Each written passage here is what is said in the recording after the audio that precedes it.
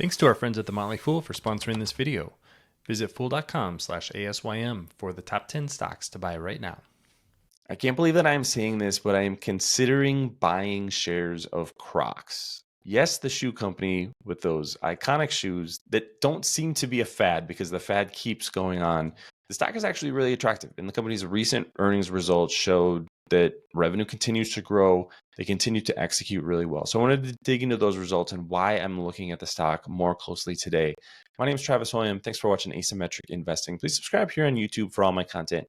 If you like this video, check out my newsletter, Asymmetric Investing. Got a link to that in the show notes.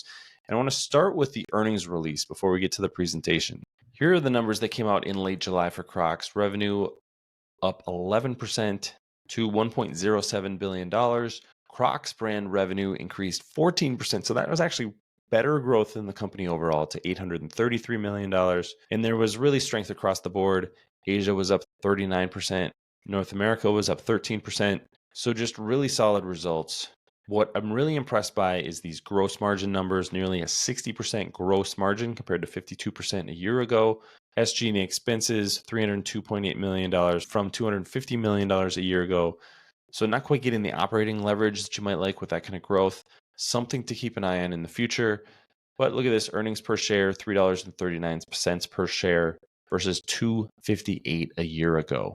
The company does have a little over $2 billion worth of debt and just $166 million worth of cash. So something to keep in mind there.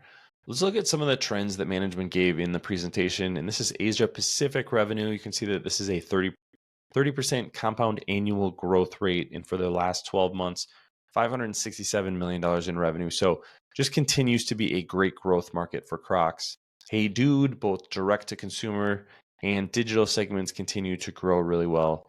And then this is something I always look at for retail brands is, do you have a connection with your customer? And Crocs has done a really good job with this.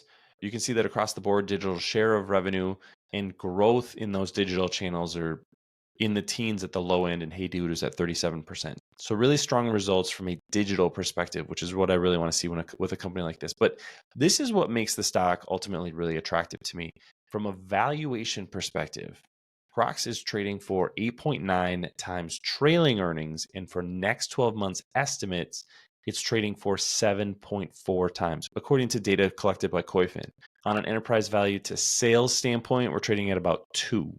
So this is a pretty cheap stock, and yet one that continues to grow year after year. The thing that even I can't escape is the fundamentals and the durability of the Crocs brand and their ability to grow the business internationally, have very high margins, have that digital footprint and connection with customers. And frankly, I think the shoes just have a much longer lifespan than I anticipated years ago. I thought this was going to be another one of these fad products, but the fad continues to go. Even young kids are buying these shoes in droves at this point. So something I simply can't ignore anymore. And with a stock trading for under 10 times earnings, that's ultimately, I think, really attractive.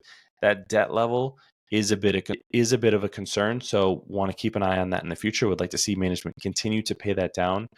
But right now, this is high up on my radar. I do not own shares yet, but I'm definitely considering it, given the slow but steady growth and the value for shares. But what do you think about Crocs? Leave your comments in the comment section below. Don't forget to subscribe to Asymmetric Investing. Thanks for watching, everybody. See you here next time.